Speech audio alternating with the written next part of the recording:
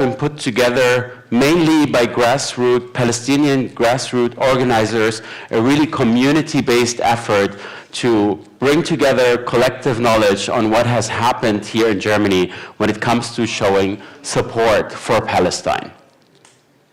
Ja, guten Abend. Wir freuen uns alle sehr, dass ihr heute hier seid. Wir stellen heute den Report vor Repression der Palästina-Solidarität in Deutschland. Der wurde initiiert von palästinensischen Grassroot-Initiativen, eine Arbeit, die eigentlich von Menschenrechtsorganisationen initiiert werden sollte, aber wir haben sie getan. Und ja. Yeah, and we would like to just give you a little bit of a rundown of what's going to happen. So Pari and I are going to walk you through some of the key findings of the report, and then we have two very nicely curated panels to dig a little bit deeper into what's happening in terms of repression in Germany, and then we will also look into a broader lens and explore what's happening outside of Germany when it comes to Palestine repression. Wir werden euch einmal heute durch den Bericht durchführen mit einer Kapitelübersicht und die wichtigsten Themen und die wichtigsten Analysen des ganzen Berichts. Und dann haben wir im Anschluss noch 2 Panels und wir zeigen euch auch noch einen kleinen Clip jetzt am Anfang. Yeah, and just so you know, like this first introduction, it's going to be in English and German, as you just realized, but the other 2 panels are going to be in English. And for those of you who would prefer to listen in German, there will be a signal group that you can join with your headphones, and someone will simultaneously translate to you the content so you can experience it there as well. This is the link. You can already take a picture, maybe already like dial into the group in case you prefer a German translation of the content. Ja, wenn ihr eine deutsche Übersetzung möchtet, dann kommt bitte in diese Signalgruppe, da seht ihr dann die deutsche Übersetzung. Und ganz wichtig, mutet euch, wenn ihr in dieser Signalgruppe seid. Okay, so we start with a short film to set the tone.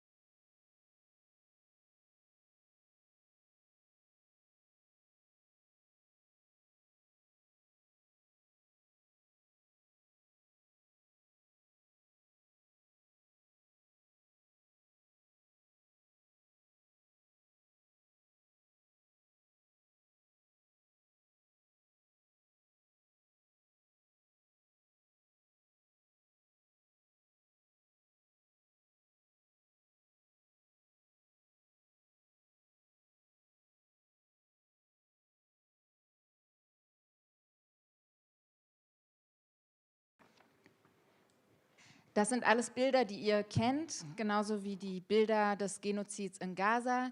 Die große Frage ist, warum der Genozid nicht gestoppt wird. Natürlich hängt es auch mit der Repression hier zusammen, die genau unseren Widerstand brechen sollen. Wir wollten, bevor wir anfangen, in den Report reinzugehen, heute nochmal an die letzte Repression erinnern, die gerade am Mittwoch passiert ist, wo 5 Menschenrechtsaktivisten Hausdurchsuchungen und Arbeitsplatzdurchsuchungen hatten. Und wir möchten ganz herzlich einfach eine der Menschenrechtsaktivistinnen, die für uns ganz wichtig ist, Mana, kurz auf die Bühne bitten. Einen Applaus bitte für Mana. Yeah, we wanted to take this short moment to also remind everyone about the latest repression. On Wednesday, 5 human rights defenders were raided by the police, and we just want to show them that we don't care if they come to our homes, we don't care if they raid us, intimidate us. We won't be silenced, and we will continue. And Manar is one of the examples of women that are daily on the streets and always says to them, you can go fuck yourself, we will fight until Palestine is free.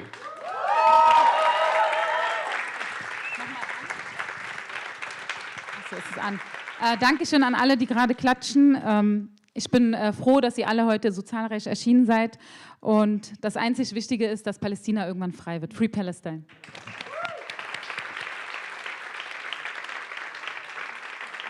Danke, Mana.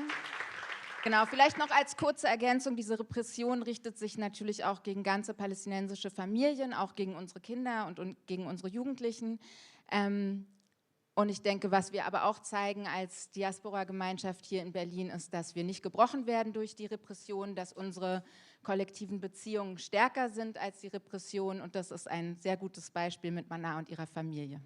Yeah, just to put some emphasis on the fact that obviously the repression affects our families and our friends and basically the Palestinian community here in the diaspora, but we also claim the collective learning and knowing that this repression happens on a daily basis to us, and it's not new for us, and we won't be broken, and we will face this in resilience until Palestine is free.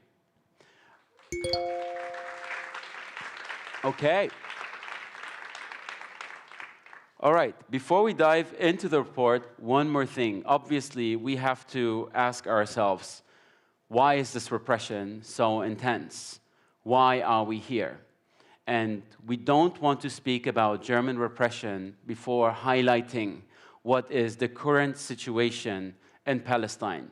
So I'm going to read out just a few stats and facts from the recent few days, so you can imagine and picture the situation on the ground that obviously is a key reason for us to continue to fight for liberation.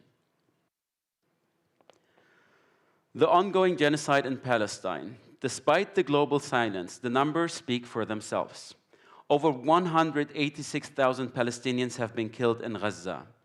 More than 377,000 are missing, under the rubble, abducted, detained, or erased. Over 141,000 have been injured, many permanently disabled. 100 children lost one or more limbs. 90% of all hospitals, 80% of schools, and 92% of homes have been destroyed or damaged. 1,580 medical workers have been killed, including 175 doctors and 366 nurses. 229 journalists and 115 civil defense workers were killed for documenting what Israel wants hidden. 90% of all those killed are civilians. 100% of Gaza's water is contaminated. 99% of people lack food access, deliberately blocked. 70% of aid is systematically destroyed and denied. 4,700 people are abducted or arbitrarily detained, many tortured and sexually assaulted in Israeli prisons and detention centers. 89% of Gaza's population has been displaced, some up to 10 times. Every so-called safe zone becomes deadlier than the last. Entire cities like Gaza City, Khan Yunis, Rafah have been wiped off the map. We say this because repression here is directly linked to the genocide in Palestine. The German state criminalizes dissent in order to enable, shield, and sustain this genocidal campaign against Palestinians. Genau, bevor wir in den Bericht reingehen, blicken wir nochmal nach Gaza und in ein paar Fakten zu dem Genozid, weswegen überhaupt die Repression hier notwendig ist, um unseren Widerstand gegen den Genozid auch auszulöschen. Und genau, die Zahlen sprechen ganz deutliche Worte. Über 186.000 PalästinenserInnen wurden bisher getötet durch israelische Angriffe. Mehr als 377.000 Palästinenserinnen gelten als vermisst, unter Trümmern, verschleppt, inhaftiert. Über 141.000 wurden bisher verletzt, viele von ihnen dauerhaft. 100.000 Kinder haben ein oder mehrere Gliedmaßen verloren. 90% aller Krankenhäuser, 80% aller Schulen und 92% aller Wohnhäuser wurden zerstört oder beschädigt. 1.580 medizinische Fachkräfte wurden gezielt getötet, darunter 157 Ärztinnen und 366 Pflegekräfte, 229 Journalistinnen und 115 Mitglieder des Zivilschutzes wurden getötet, weil sie dokumentierten, was Israel vertuschen will. 90% der Todesopfer sind Zivilistinnen, 100% des Trinkwassers ist verseucht, 99% der Bevölkerung hat keinen Zugang zu Nahrung, beides wird gezielt blockiert, 70% der humanitären Hilfe wird systematisch verhindert oder zerstört, 4.700 Menschen wurden verschleppt oder gewaltsam festgehalten, viele davon in israelischen Gefängnissen, wo sie gefoltert und sexuell misshandelt werden. 98% der Bevölkerung wurden mindestens einmal vertrieben, viele bis zu 10-mal. Jede sogenannte Schutzzone ist noch tödlicher als die vorherige. Ganze Städte wie Gaza-Stadt, Khan Yunis und Rafah wurden ausgelöscht. Die Zahlen verdeutlichen, diese Repression ist Teil eines ganzen Systems, das überhaupt den Genozid, also die Repression ist Teil eines Systems, das den Genozid weiterhin ermöglicht. Okay, so having all of that in mind, we will now dive into the report. You can download it right now, just do a QR code. You can also find materials. We want you all to share it as much as possible. Again, this was done by grassroots organizers, not by the ones who are supposed to do this work, the human rights organizations that have lost this whole liberation movement down. So that's your chance to download it. There will be a few more today. Hier könnt ihr euch den Bericht runterladen. Genau, bitte macht das alle gleich jetzt und zirkuliert ihn auch. Es ist sehr wichtig, dass dieses Wissen auch über die Repression verbreitet wird. All right, so what is this report about? Very high-level overview. This report really documents how the German state systematically represses the Palestine liberation movement, especially since October 2023. It really covers protest bans, police violence, surveillance, deportation, censorship, and many other things. The repression is obviously not accidental, as it's obviously part of a doctrine that we all have heard about, the Staatsräson, that isn't a legally binding concept, but the German state uses in order to further escalate the repression and violence against those in solidarity with Palestine. And obviously, all of this is, as we earlier said, an attempt to criminalize dissent and to protect the German complicity in the current genocide. Der Bericht dokumentiert die systematische Repression gegen die Palästina-Befreiungsbewegung, besonders seit Oktober 2023. Er behandelt Demoverbote, Polizeigewalt, Überwachung, Abschiebung und Zensur. Und diese Repression ist ein direkter Ausdruck der Doktrin der Staatsräson, mit der Deutschland seine Komplizenschaft am Genozid versucht zu schützen oder zu legitimieren. So what are you going to find in this report? This is a little bit of the table of contents. We will, the report really introduces German history in Palestine solidarity repression. It looks into specifically how Germany contributes to the genocide, but also it looks further into the history of repression, backdated to the 17th of Palestine repression with a really good timeline overview, and introduces the concept, again, of an anti-Palestinian racism that is a foundational aspect when looking into this repression. It looks specifically into 5 different forms of repression that we will look further into, but it also goes further than that.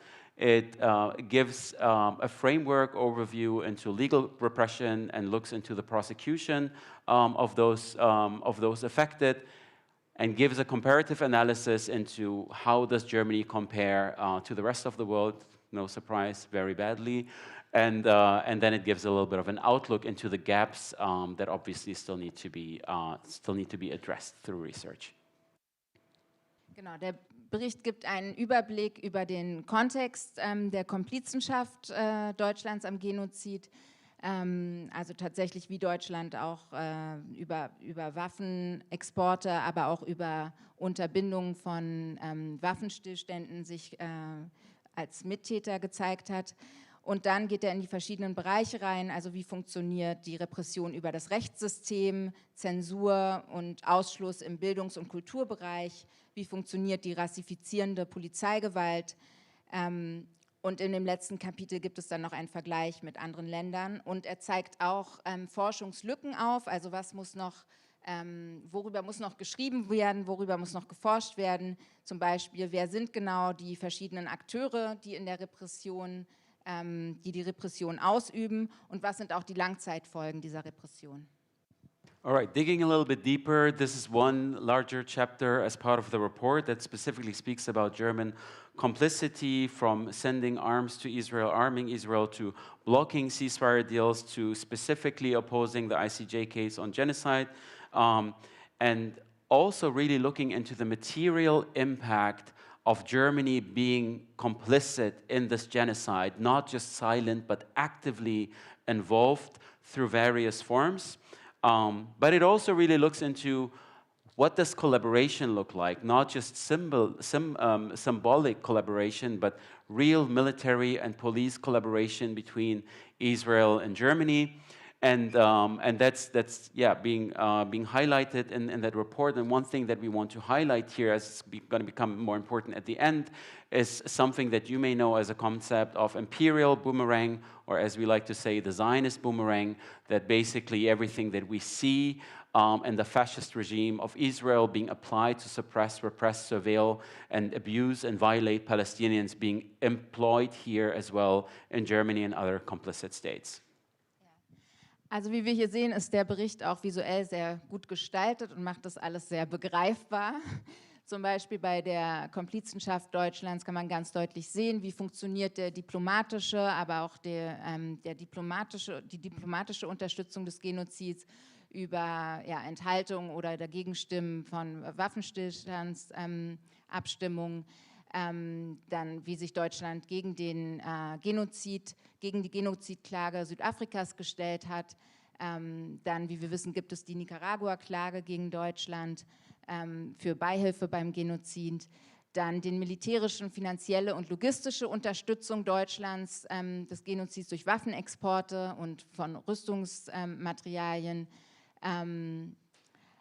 Und ja, die militärischen und polizeilichen Austausch von Techniken und von Trainings und so weiter.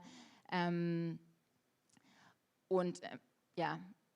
Ende außerdem jetzt noch die symbolische Unterstützung, die wir gerade gesehen haben durch die Partnerschaft zwischen Berlin und Tel Aviv als Partnerstädte und was Salah gerade noch herausgestellt hat, dass es wirklich eine Art, dass wir es hier mit zwei, also eigentlich Zwillingsstaaten, Deutschland und Israel, zu tun haben und dass wir die Effekte der Repression sind sozusagen der Zionist Boomerang, der uns hier erreicht.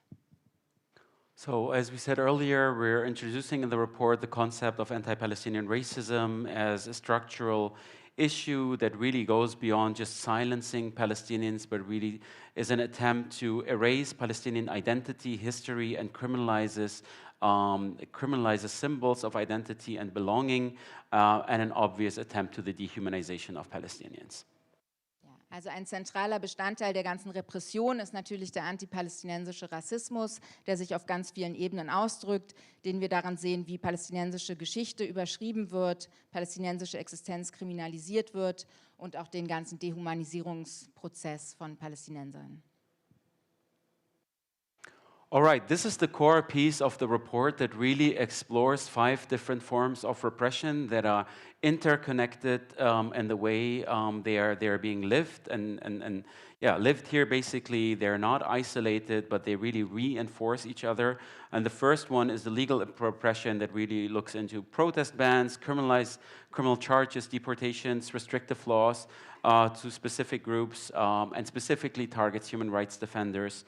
Another aspect that we then look into is state violence and the securitization that goes beyond police brutality, but really explores surveillance, home raids, and the framing of activists as security threats. It continues to look into cultural censorship, and there specifically we look into the Archive of Silence as a really good resource for cultural events that have been erased or forbidden or banned in the public space, and continues with the exclusion in education, with threats towards students, staff, and bans in school, as well as academic censorship and the repression of Palestine-related speech. And finally, the report, the 5th form is the discursive legitimization that looks a little bit into a specific actor that enables this repression, which is the media labeling anti-Zionism as anti-Semitism and conflating protest with terrorism and silencing Palestinian voices and further dehumanizing them in the public in order to make all of this machinery work together. So yeah, that's the key body of the report. Ja, der Bericht gibt Einblick in 5 unterschiedliche Bereiche der Repression, die auch ineinander greifen. Also es gibt einmal die legale Repression, die sich ausdrückt in Demoverboten, aber auch Strafverfahren, Abschiebungen. Dann gibt es die staatliche Gewalt und auch die Sicherheitslogik, die sich zeigt in Polizeigewalt, Überwachung, Hausdurchsuchungen, Einstufung von Palästinenserinnen und solidarischen Aktivistinnen als Sicherheitsrisiko. Es gibt die kulturelle Zensur, Veranstaltungsabsagen, Entzug von Fördergeldern, Ausladungen, Verbot palästinensischer Symbole im öffentlichen Raum. Es gibt den Ausschluss im Bildungsbereich, der funktioniert über tatsächliche Anweisungen an Lehrer und LehrerInnen, wie sie auch mit Schülern, die über Palästina sprechen oder sich dazu irgendwie politisch äußern, umzugehen haben. Also eine Einschüchterung von SchülerInnen und Studierenden, aber auch Dozentinnen verboten und auch Zensur palästinabezogener Forschung. Und der letzte Bereich, die diskursive Delegitimierung, die funktioniert über die Gleichsetzung von Antizionismus mit Antisemitismus, Diffamierung von Protesten als terroristisch, systematische Unsichtbarmachung palästinensischer Stimmen. Awesome. As we said, the report explores pretty much repression, not only since October 2023, because this is not new for us, right? This is something that we've experienced for decades and probably even longer than the 70s. So it really gives you a good historical background into the measures this German state has taken towards further repressing and silencing the Palestine Solidarity or Palestine Liberation Movement. Genau, der Bericht gibt auch Einblick oder zeigt einen Zeitstrahl, wo auch nochmal ein Rückblick ist in die 70er Jahre, wo die Repression von palästinensischer Existenz in Deutschland auch schon begonnen hat. Da können wir aber auch gleich dazu sagen, da besteht noch viel Forschungsbedarf, um das alles aufzuschlüsseln, aber es gibt einen Zeitstrahl und genau, der Bericht blickt auch zurück.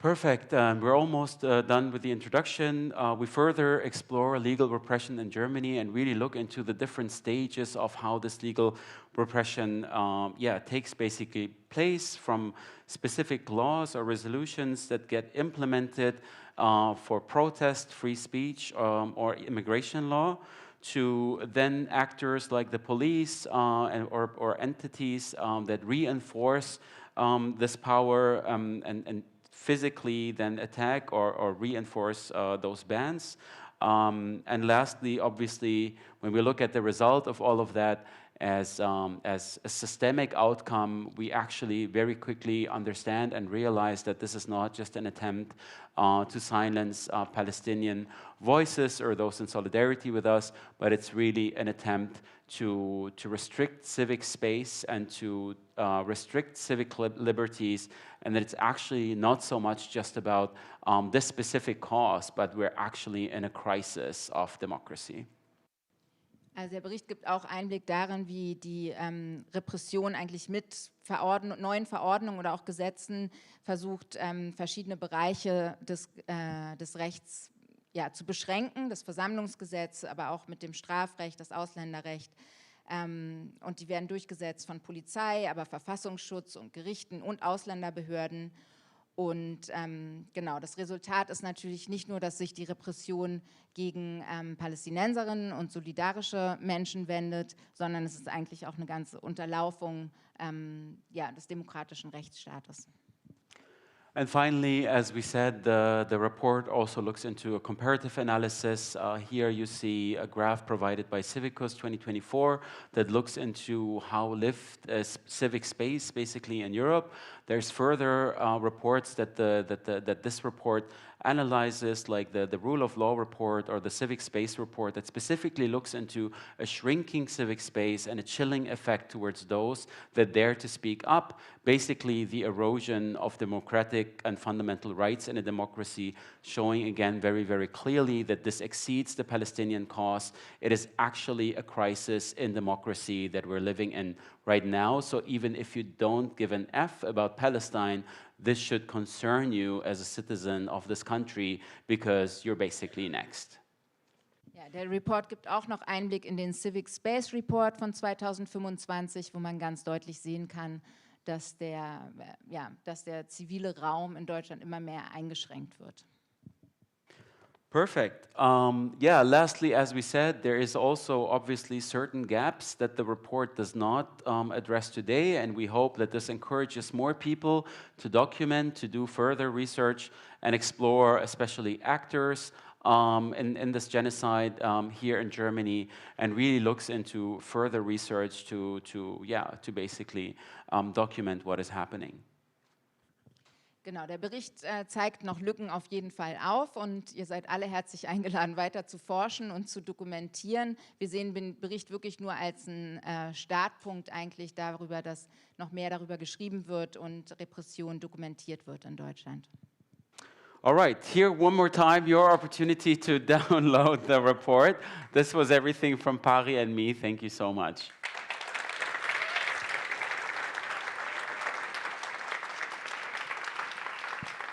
Great. So next up, we have our very first panel, and I'm very happy to hand over to our host, Yara Nassar.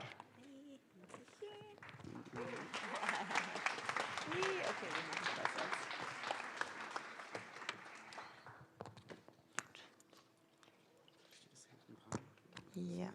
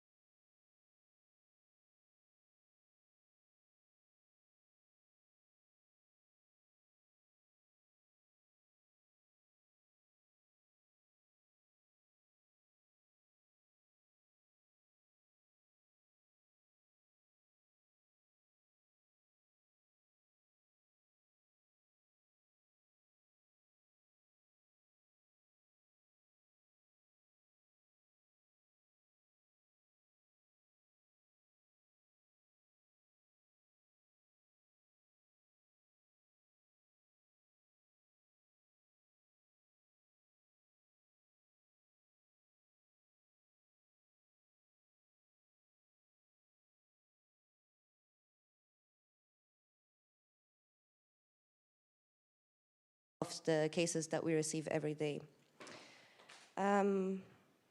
I think also what is very important to note here is how political law is, of course. Its efficacy and also the fact of law actually bringing justice is contingent until is contingent on the meaning that it carries and the interpretation of the law. So courts are only as progressive as people are, right? So the judge will refer to decisions which echo the public opinion in a lot of times. I guess with Israel's genocidal war on Gaza and with everything that we're seeing here in Germany, getting justice through legal means is very difficult, especially if the judge refers to Bild as source or Wikipedia. But I think at the LSE we're also very well aware of the limits of the law, and I think especially in the last few months with the designation of Palestine Action as a terrorist organization in Britain, the dissolution of several organizations in Germany, and as you mentioned, the complete bend of the law and the violation of all fundamental rights, we are reaching this kind of limit of what we can do legally speaking. Of course, what we still do is speaking in their language. So they try to delegitimize the Palestinian narrative and everything that is happening in Palestine. And then when we show it in their language of the courts, it's very difficult for them to deny and distort the reality the way that they do it without the legal arguments. So that we will still do and continue to do. But I think what's most important is actually mobilization. So as I said, the courts are only as progressive as people are, and therefore, whenever there is a case, solidarity with that case is very important. And we're doing a lot of advocacy work lately as well because of that. And I'm just gonna go back to October 2023. So there was a complete demonstration ban in Berlin, and also several other demonstrations were banned in Frankfurt and Munich and other cities. Of course, this was a complete violation of the assembly law, but even before there was the official prohibition of the demonstrations, people were still being arrested for, I don't know, saying Free Palestine, wearing a kufiya, having a flag, a sticker, being in a group. And it was on Zonnali, that was allegedly also seen as a political meeting. So that was before the official ban, and I think here it's important to note that the ban wasn't lifted because the courts said that it's illegal. It was lifted because people went on the streets anyway. And I mean, the legal system has always legalized repression, and we're seeing it now with the change of the citizenship law. We're seeing it with the ban of slogans, of groups. So I don't think we should refer to law as our moral compass in that regard, because, I mean, we all know like the Holocaust was a legal system as well. Apartheid was a legal system.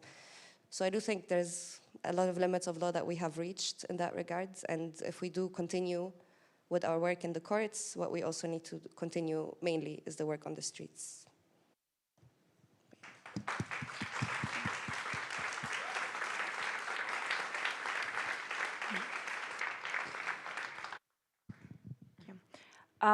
Nora, I'd like to turn to you now. You're a migration researcher focusing on forced displacement and political engagement of mostly diaspora groups from the Swana region. And my question to you is, can you tell us a little bit about how this repression affects civil society, specifically the broader societal discourse around Palestine, Palestine solidarity, also in the cultural and academic sector? How does this repression affect not only the law and the police action, but the way that the German society thinks about Palestine, Palestinians, Arabs and Muslims in general, and I guess also political engagement in general? Yeah, thank you very much for having me. I think, yeah, we can kind of look actually also on the functions of repression and also the tools of repression, because we hear a lot, okay, what are the mechanism, what is the content of repression, but what at its core it aims to do. So it's not merely silencing dissonant, but actually also ensuring that existing hierarchies remain in place. And at its core, actually, repression functions through fear. So by making an example of very few, you want to deter actually the actions or the joining of many others. And I think this is what we have seen from the very beginning. Actually, when you look at the polls, you see that there is quite a lot of change in how Palestine is seen in Germany, or how also the war on Palestine is seen, but we don't see it really translated into action. So it's not only aiming at those who protest by, I don't know, exposing them to violence, surveying them, raiding their homes, so making through this a more chilling effect, but it aims also at the broader society. So for example, when we have a protest where there are hundreds of police in riot gears, how is it called, riot uniforms, this also creates the image of a threat, no? So Palestinians, it's not only that the police target the protesters, but they also want to produce an image to the bypassers, no? So when you now see a Palestinian flag, you see a lot of police officers, and of course many Germans still think that the police protects them, and they have a reason to be there. So then, okay, you rather question the protesters rather than the police, no? And Sarah Ahmed, she always said, they said, fear always has an object, no? So it's not just that fear is there because, I don't know, there is a real threat, but it has to be also constructed. And I think here again, the media discourse is very, very crucial in how Palestinians, Arab, Muslims, other racialized, marginalized community, and everybody who is actually in solidarity with the Palestinian cause or liberation movement is created as this anti-Semitic terrorist threat, no? And again, then we have the media who actually also feeds into this framing, into this narrative, because this is needed. I mean, it's hard to actually hit people on the streets and expose them to so much violence without also legitimizing it. So the media discourse then frames us as potential threat of anti-Semitism. And I really remember once I was in a neighborhood event from a kind of community, small neighborhood collective, and I met a German teacher. And she was telling me actually she was so happy that last week she could finally join a protest which was organized by Amnesty. I think it was 2024 in the autumn, so after 1 year almost of the genocide. But she said she was so happy that finally she sees the images of the people in Gaza, and she wanted to go on the street, so now she had the opportunity to do so. And then I told her, actually, they asked demonstrations every week, no? So it's, I mean, you're always welcome to join, and they would continue. But she would say, yeah, I don't know what they say, and I don't know, they seem really to be also anti-Semitic. So actually, this framing also of the media is really also crucial to understand it's a precondition also that the society not only is deterred to join, but also to accept the repression, no? And this actually not mobilizes solidarity, but it mobilizes actually passivity, no? So people would see that things which are happen are actually not unjust, at least in the context of Palestine, but they don't find an avenue here to kind of mobilize, because Palestinians are framed, and those in solidarity are framed as a threat. And then one aspect I want also to add, then we have this also censorship within the academia and culture, and this also contributes that Palestine actually becomes unspeakable, because it's actually erased on our conscious. Like, I think even when you look at the media or discussions, you rarely actually even hear Palestina, like the German word of Palestine, because it's really erased, and I mean, it's intentionally erased, yeah? So the idea is really that, yeah, Palestine and Palestinian solidarity becomes unspeakable, unthinkable, and yeah, of course, also undesirable. I want to end, before I give it away to my next speakers, that, I mean, while repression also aims at disorganizing and preventing solidarity, it actually can also produce conditions of critical rupture and transformation. So I think everybody who has experienced this repression who has seen this repression, it's hard to experience and unseen. And I think what is important here to understand that it also can help actually that re-examine our relation to power, our political belonging, and it can also create a new political consciousness, especially, and this is I think what we saw with Mana and Salah and Pari speaking on the stage, that yeah, especially if it's experienced as something collectively, it actually a repression not only represses or oppresses, but actually it also exposes.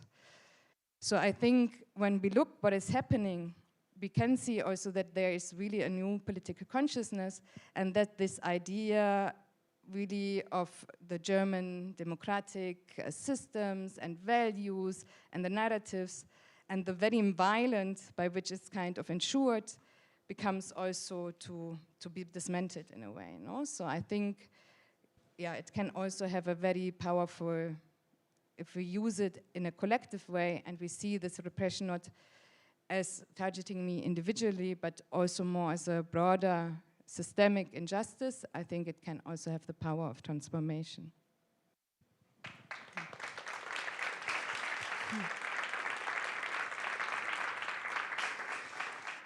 Which is also really why we can't stop talking about it. Okay, we've danced around it, but I now would like to really look into the most visceral part of the repression, which is obviously the police violence. So Cielo, you're a member of the ADU, that's the Arrest Documentation Unit, and you primarily work with people who are victims of police violence and often police brutality. Can you describe maybe shortly what the types of police violence are that you witness against the Palestine Solidarity movement, and just what this does to those affected? Yes, thank you. Thank you so much for this question. So in the last almost 2 years now, we've seen really what is not a new story, as also we were mentioning before, but the level of violence and repression on the street has been increasing, and day by day, and to the point that now the feeling is that a demonstration is a space outside of the civil rights and of the human rights. So you enter this space knowing that you enter a different space in terms of rights. And I think that the last Nakba demo was a very exemplificative case, let's say so, because to understand what happened every day and every week on the streets, because the demo was first forbidden, then it was not allowed to march, and so it was somehow already enclosed into like surrounded by police, by water cannon, etc. And we reached like a number of around 90 arrests and 36 injured people. Which is likely an extreme undercount, no? At least for the injured people, because many people don't go and document their injuries. Yes, exactly. This is what we try to document, but in many cases, we don't even manage to document, of course, everything that is happening. But also another interesting thing, so we have like mass arrests, we have like physical violence on the arrested, but also randomly on the demonstrators.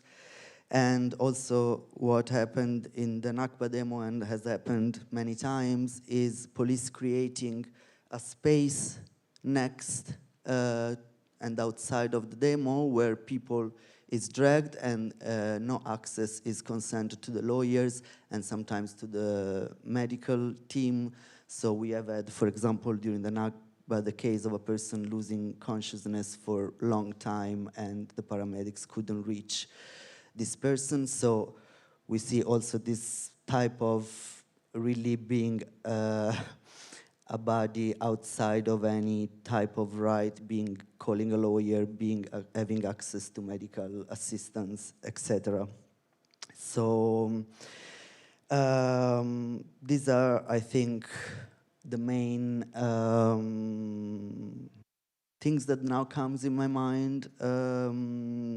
What happened on the street, but then we have also the part, as we were mentioning also before, of other type of persecutions, like house raids and different type of intimidations. The most vulnerable people on the streets are often people from Gaza. They are often minors. Let's not forget and mention again that this violence has been directed often towards children and minors. And then these people that often doesn't have a visa, etc., they have to face not only like criminal accusations that often are resisting to the arrest, which is like, but also then all the process with the migration court, etc., and the risk of deportation. And these people who are the most vulnerable are the ones that, since almost 2 years, are every day on the street fighting also for Germany not becoming a police state, sorry. Yeah.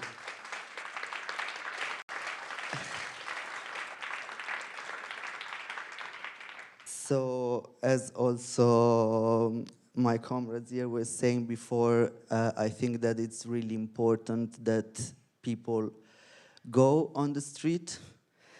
And what we are trying to do as a arrest documentation unit is a work on many different levels, because as we have seen, repression goes on many different levels, and we're trying to fight back. So the work that we do is a work of care.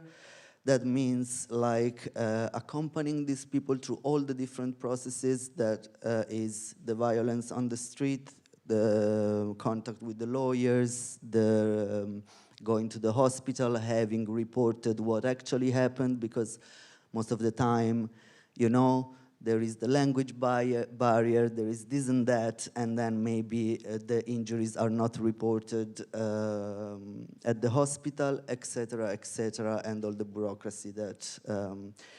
So it's a long work of care, but it's also a work of counter-information, because as we were saying, for example, many of these minors has been also object of smearing campaign by the media, etc., that create really also level of isolation and fear and also danger, and are against any journalistic principle in Europe. And but yeah,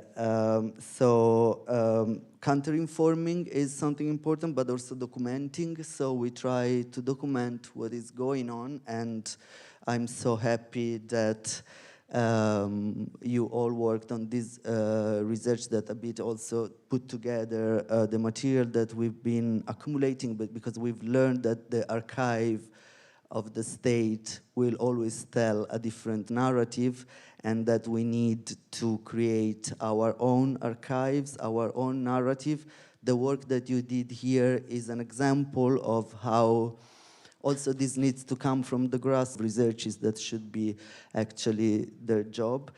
And yeah, we do this work of documentation because we believe, and the only future that we see is a future when this will be over, and when states and institutions will have to face their responsibilities, hopefully for a change in direction of democracy. And yeah.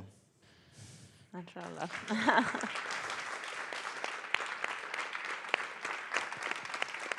Okay.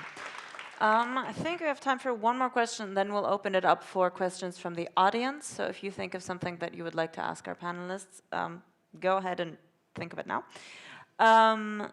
So just one short question I would like to add on that. You two were both, like Nora, you touched on shortly, is this narrative of securitization. And for the German speakers, that's Sicherheitspolitisierung. So that was something where when I learned what that term means, a lot clicked into place. you've shortly described it as positioning a certain group as an other that is a threat to sort of the rest. But Leila, could you like shortly go a bit more into what securitization means, and especially in the German context, how that now functions with the Palestine Liberation Movement, and then Nora, if you want to add on to that. Yes, sure.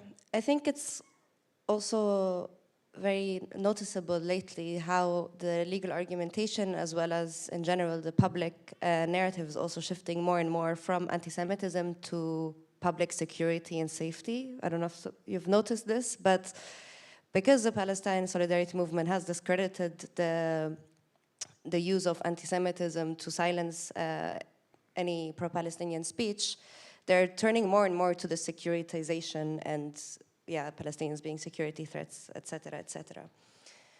But what is securitization? And like as definition, it refers to the practice of hyper-securitizing an object, or as you said, a group of people, which is, traditionally speaking, not a security threat. So as an example, the migration crisis that they called a crisis, which wasn't a crisis in any case, but anyway, the migration crisis having a strong military reaction, right? That was securitization as well of the movement of people. Securitization is the use of emergency powers. So, for example, during the Corona time as well, with the lockdowns in Turkey, when Erdogan put the 2-year emergency laws as well to quell down the dissent. Securitization is legally allowed, and in that regard, it's foreseen and predicted by law. But to what extent it can be used and abused is something different. And that relies on the imprecise definition of what is public safety, who's the public, safety for who. So there's this dominant paradigm as well, and which is then used because it's hard to argue like to be against security, right? So it's like, oh, safety and security measures. So these abuses can happen more frequently when these security arguments are used. So now we see a lot with the demonstrations that it's used to, like the argumentation that is used is that it's a threat to public order and safety, whereas before it was more, oh, it's anti-Semitism and hate speech. I mean, in the West Bank as well, the apartheid wall, the segregation wall, is also justified in security terms, right? It's the security barrier, as they call, which just diminishes the land grab and the fact that it's, of course, an apartheid wall and there to grab the land and, yeah, many other things. So, yeah, the security argument is also, of course, we know from the Israeli Defense Forces. It is a linguistic way of actually making it hard to go against, right? So with the repression as well being faced in security threats, it gives the state more power to violate more laws. And of course, the Palestinian being depicted and dehumanized for decades and decades as this threat to security makes it acceptable to the public for Palestinians to have their rights more violated than other groups. So I'd say, I mean, for the securitization, it's not new. It is being used more, but it is a decades-long attempt to bind the Palestinian identity to anti-Semitism and terrorism, to make them seem the security threat, to make people accept the violation of laws over and over again. And this is also why we see it in the media and by politicians when they speak about Palestinians, that the dehumanizing language in the end effect is made to design Palestinians as a security threat, so that they're subjected to laws and practices that are usually not allowed or accepted by the public or by the law. It's a thought-terminating cliche, isn't that? Yeah, I just actually want to add a little bit to it, also pointing to the racialized nature of creating the other and also that context. And here I want to cite actually the police, the letter which banned the Nakba demonstration in 2022. So it's actually this security threat or threat to public order has been used actually even before as well. But yeah, so the Berlin police, I will quote them now, banned this demonstration based on 2 arguments actually. So the first argument was that the Palestinian diaspora, as well as Muslim communities, presumably from among the Lebanese, Turkish, as well as Syrian diasporas, and especially youth and young adults, are considerably tense and emotionalized. And second, that the Nakba demo commemorations events could then be a potential threat to public safety. No? So actually the police justified this bans by a very racialized and orientalist narrative of constructing, you know, the emotional young Arab man who's angry, who's by its emotion a threat to public safety. But it's also importantly that othering has two components. No? It's the person who are othered or the group who's othered, but it's also the society which is constructed as the norm, no? Or the group which is constructed as the norm. So what is important also to understand, and I think this is really important when we look also on now, again, the anti-Semitism, and then there's now this idea that anti-Semitism is mostly imported.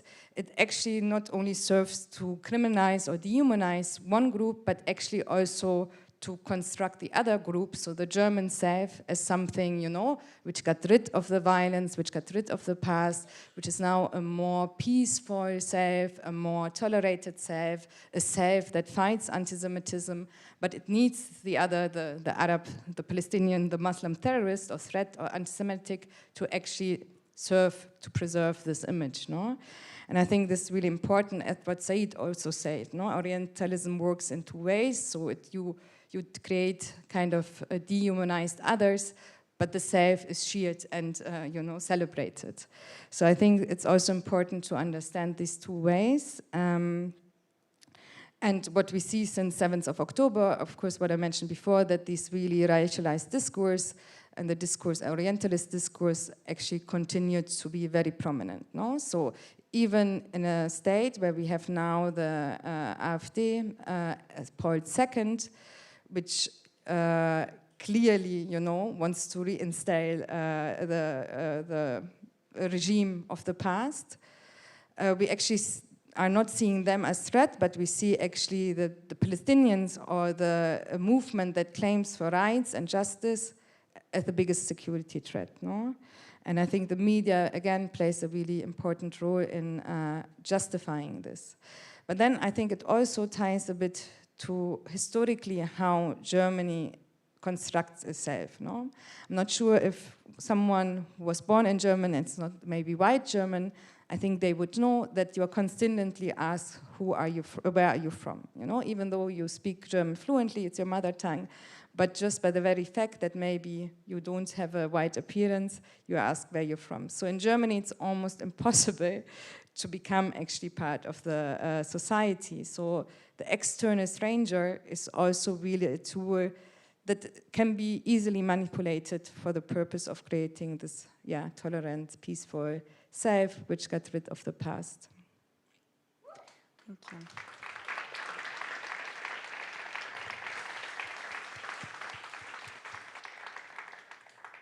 Now's your chance. Do we have questions from the audience?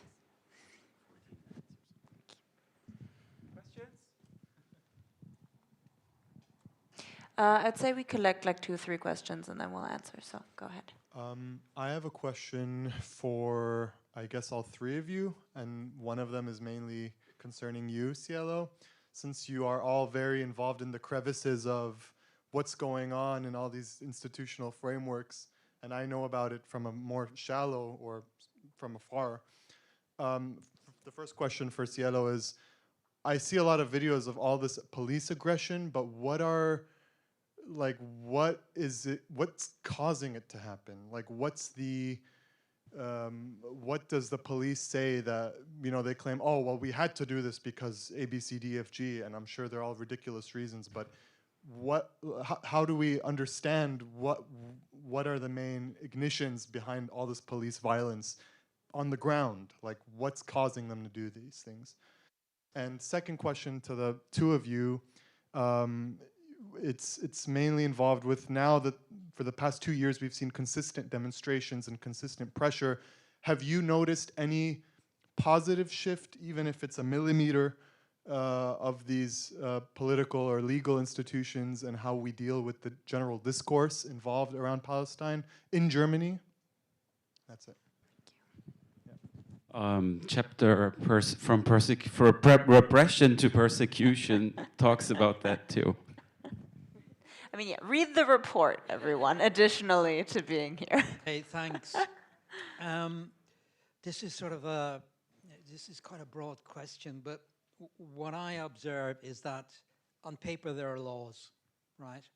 But they're ignored regularly by various state actors. I mean, the Nakba Day is just one example. Palestina Congress is another. This week with the camp is another, and at every demonstration. Now the thing is that there are no consequences for state actors. There are none.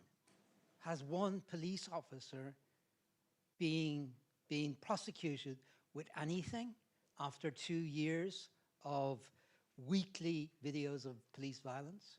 Nothing. Now, so, you know, on the one side there's this law, and on the other side there's this, you know, absolute impunity, more or less.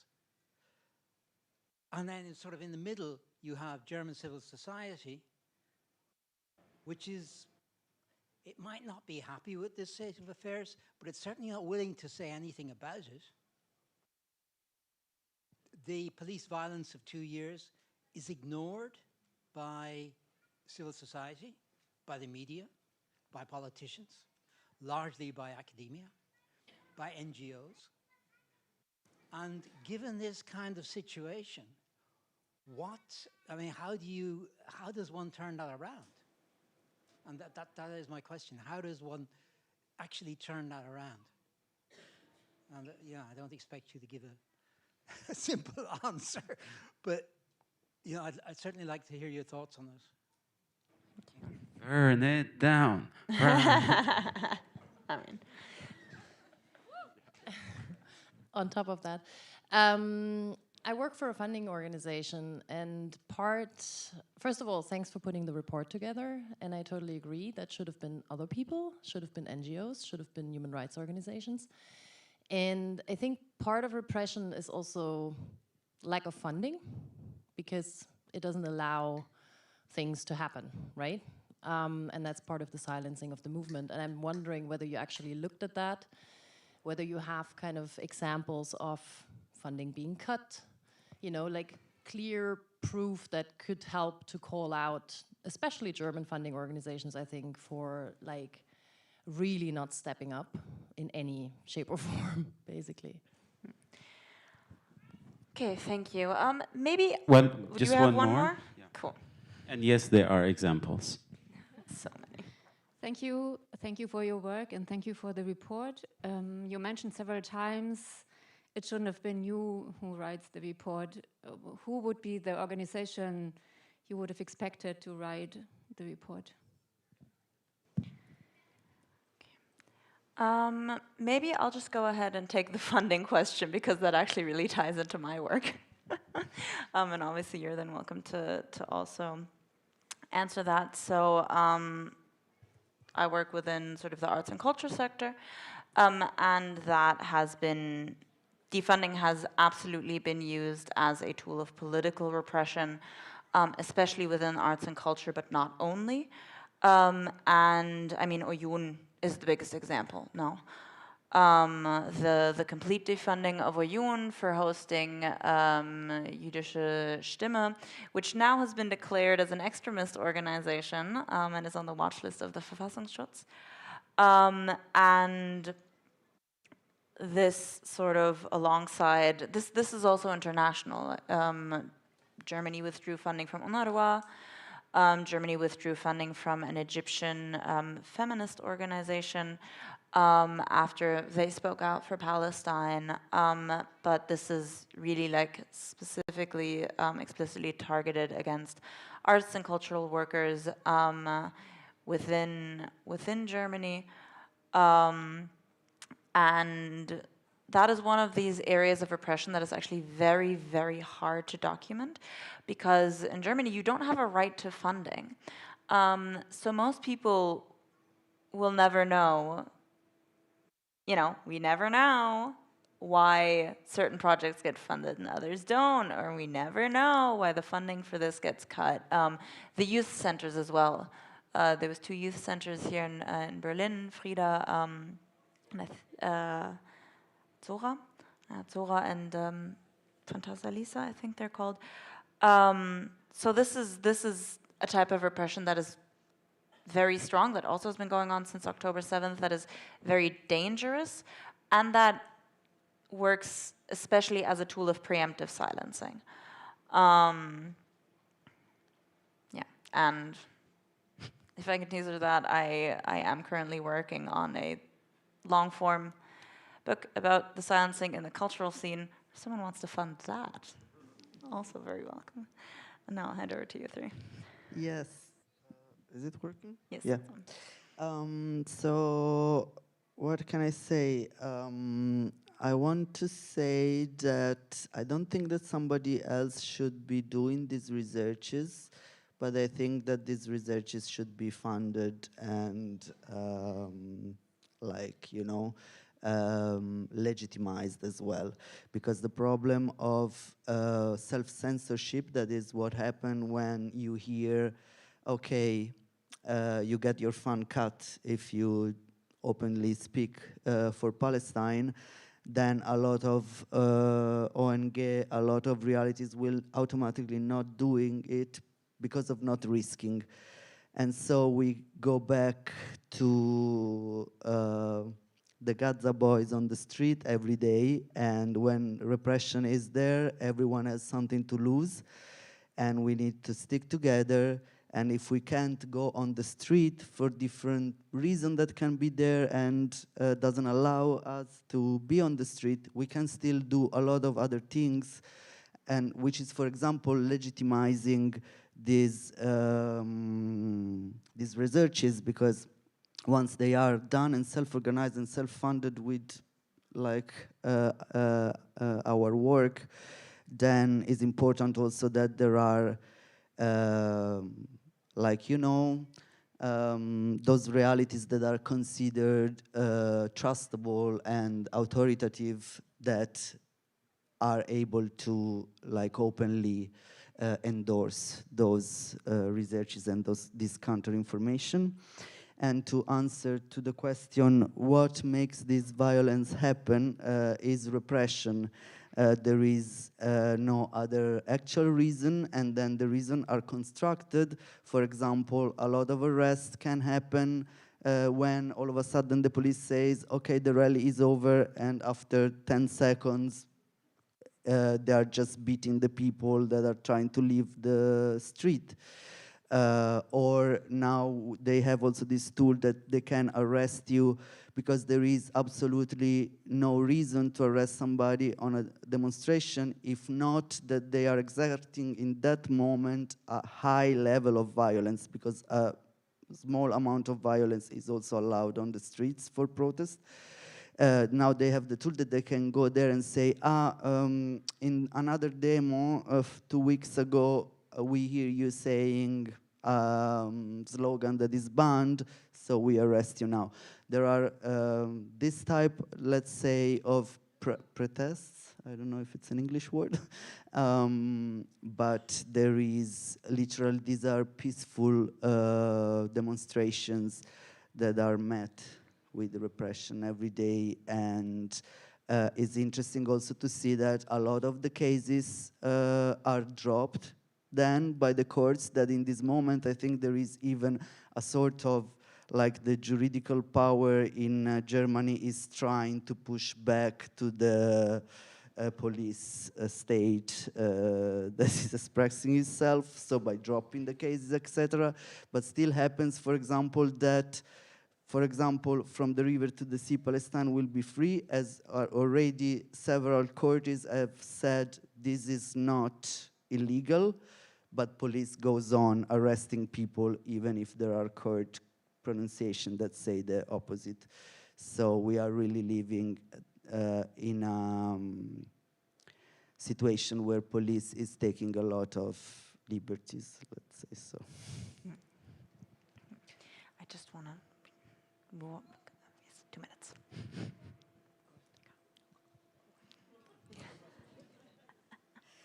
No, I think also in terms of the police, what's really interesting is, for example, you just mentioned from the river to the sea, people were being arrested for that slogan way before October 7th and way before it was actually criminalized, with different laws each time, right? So sometimes it was hate speech, incitement to violence. They used different kind of interpretations of the law to criminalize it.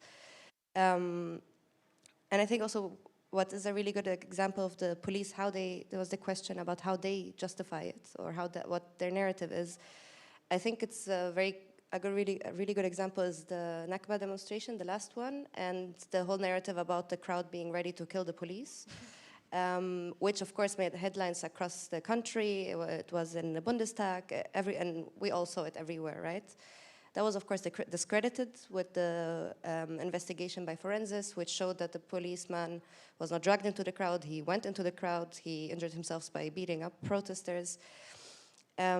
Still, now they're really trying to reclaim that narrative and trying to find any way of showing that it was a planned attack against the police, because right now I think they're panicking in terms of they have been exposed as liars. But I think the police brutality, why they do it, it's very clear. They do it so that people are afraid to go out on the streets. They do it so that you fear posting on social media. They do it so that families don't go to demonstrations, so that it's only like a crowd of young people, which then they can show as a violent crowd in that regard, because if there's families and women, it doesn't seem like that, which is also what they did before October 7th. At demonstrations, they targeted women and families, so that it's just young people that go to the demonstrations from there on. And this was also before October 7th. So the police tactic of violence is, of course, to increase fear, but I think it's also in their rhetoric a problem of prestige that they are facing, because the rest of Germany is looking at them being like, how can't you crack down on the demonstrations in Berlin? How can't you silence the Palestinians in Berlin? And not that they're managing to do it in other cities, but the police here, I think, is also just very mad, I guess, that no matter how much they beat people and how much they do, people still go to the streets and aren't intimidated. And I think this is also, it's just an ego thing on their side, because we see it in demonstrations. They just, get mad and start beating. There's no tactic, there's no police formation that they are using when entering a crowd. It's actually just anger, and I think, of course, the state is pressuring them to do so. Sorry, I turn it off.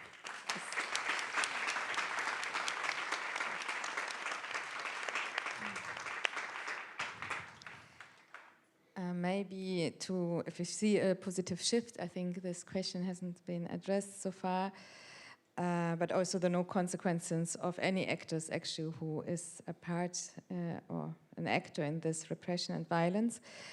I do believe that we actually win the battle of ideas, and I really, really believe that, I grew up in Germany, so I experience the narrative, the different forms of symbolic violence, and I do see a shift actually on the knowledge of the broader society on the topic of Palestine. You do see also in polls that there is a shift towards, like the image of Palestinians or of Palestine. You saw also a bigger demonstration, which I do think for the concept of Germany was a big shift, and I also hear now at least different civil society organizations discussing how we can get active. For me, it's hyper frustrating because we have been on the streets since more than 20 months, many years actually, and it's very hard for me to have this patience. But I think it's important because unlearning is also a process which needs a lot of time. So I would end with a positive note, even though also I do agree that we really see little consequences. But also when I thought about defunding, I remember organizations not speaking out on Palestine because they feared defunding. We experienced defunding explicitly saying Palestinians' organization could be a risk to others who were funded in this stream, no? But now you see, 1 year later, you see a huge defunding anyway of, cultural scenes. So I think maybe what happens to Palestinian is maybe, it happens to the society as a whole, no? But we are maybe the group who experience it the earliest, or any other groups maybe also before. But I think this is really important to understand that the repression, and this is also what the report argues, it's not isolated, no, from a trend towards the erosion of democracy, to a rise of fascism, to a normalization of the rights. And I think, the only way to hold those accountable is actually to mobilize against it.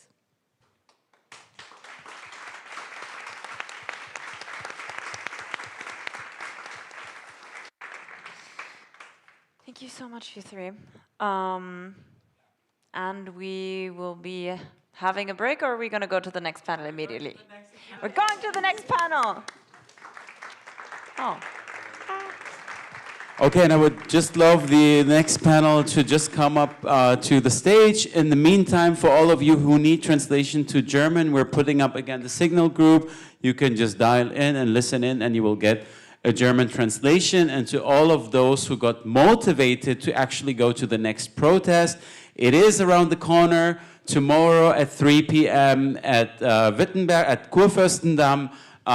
Bring your friends, your families, and join the protest. And if you're not ready to come tomorrow, there's another protest on Sunday, which actually will be marching. So check out the social media accounts, you know them, and come to the protests. Yes. And to the camp that is still there. Yeah.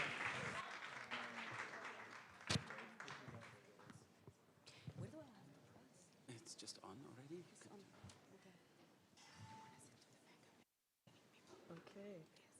Welcome everyone. Thank you for staying for the second panel. My name is Lara Leila. I'm honored to be your moderator for this discussion on transnational trends of repression and their links to global efforts to silence Palestine solidarity. Can you hear me now? Now? Yes? Great. Okay, so this panel will be about transnational trends of repression and their links to global efforts to silence Palestine solidarity. Today we will explore how repression through different lenses is part of a broader context and coordinated effort to criminalize and suppress our resistance. Our speakers will reflect on this, share strategies of resistance, and imagine what international solidarity could truly look like in this context. I am very proud to introduce our speakers to you today. Firstly, we have Nahid Samour. She studied international law and Islamic studies at Bonn University, London, Berlin, Harvard, and Damascus. She has taught at Harvard Law School's Institute for Global Law and Policy and was a fellow at the Max Planck Institute for European Legal History. Her work critically engages with global legal frameworks and colonial legacies impacting Palestine. Welcome, Nahid.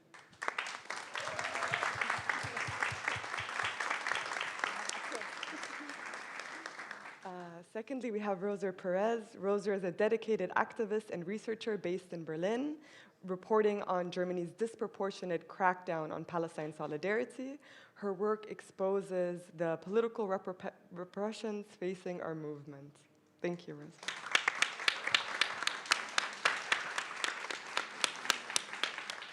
And thirdly, we have Alexander Gorski. Alexander is a Berlin-based lawyer specializing in migration law and criminal defense.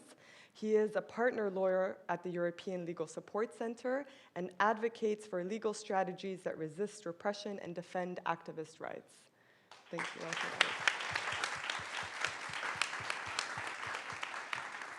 So to dive right into our first question, as we already discussed today, Germany's repression of Palestine solidarity must be understood as part of the broader trend of shrinking civic spaces across liberal democracies, particularly in Europe.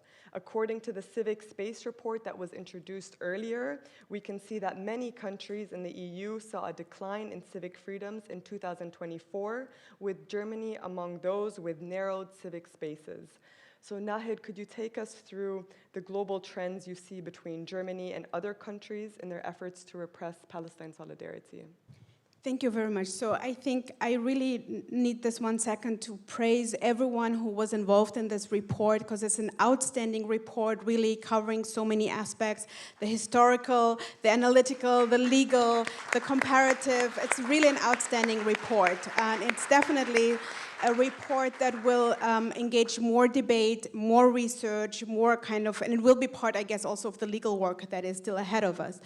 And I just want to say for 1 second that I do think the importance of the report, the significance, comes specifically because it's from the grassroots organizations. That's what makes the report outstanding and particularly valuable because it gives it a particular framing as a kind of bottom-up report. And so while it's true, I'm totally with everyone here who has been lamenting the lack of engagement from human rights organizations, civil liberties, fundamental rights organizations. There are many, unfortunately, many names of organizations that come to my mind that should have done the work. I still think that this gives the report its particular strength. So I really want to stress that as a particular unique value, if you want, unique selling point of that particular report. So with this said, the report does have like the section on the comparative part, and it looks into like the different countries, just to of course say that there are many similarities, right? And these similarities echo each other. And so I'm sure the lawyers, the human rights defenders, people on the streets also take notice of these incidents, whether it was Trump's going against the Columbia University students, with Mahmoud Khalil's illegal arrest, despite the fact that he is a green card holder. Of course, that had resonated all over the world, right? It's the UK now banning Palestine Action and prosecuting Palestine Action members. That too is resonating all over. Same with, let's say, countries like France, right? Now going also against French organizations, and now also applying anti-terrorist laws against protesters. So all these cases almost kind of speak to each other. You could almost take these cases to understand how the right is speaking to each other, how governance is speaking to each other. But I do want to say something here. Two things that, one is that the report also then, unfortunately, is making it very visible and evidences it clearly that Germany still stands out despite all these similarities in the repression. There's something where in Germany, it's part of what was already said, the kind of weeks-long protests, ban on protests. In Hamburg, it was called Allgemeinverfügung, without there even being kind of a threat, a kind of a concrete danger. In Berlin, it was called Präventivverbot, preventive prohibitions. So this is where Germany, for instance, stands out. It also stands out in attempting to deport EU citizens, right? Something, there's actually already decisions from the European Court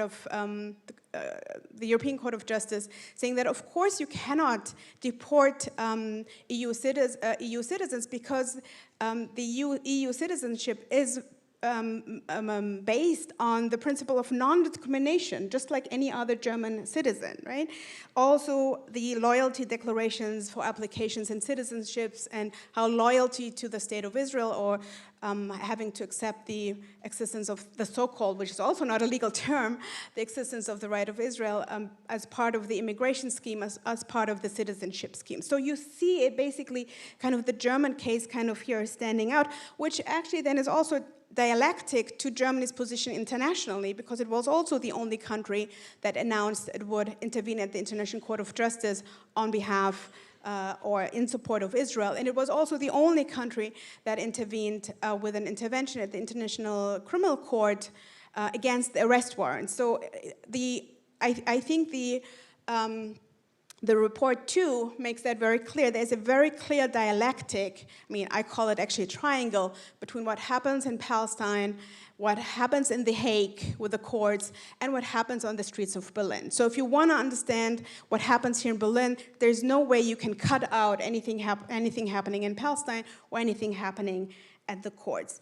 There are actually 3 points that I really want to kind of carve out. We don't have that much time, but there are 3 points that I really want to just say here at this point. The report uses, and many of us use the term chilling effects. And I'm not so sure anymore if that is a precise term. So the Federal Constitutional Court also uses the term chilling effects. It's become part also of, especially when we talk about the anti-terrorism kind of legislation, security questions. But there, chilling effects is meant as unintended consequences of a law, unintended. But what we're seeing right now is like intended, making sure that people do not use their fundamental rights.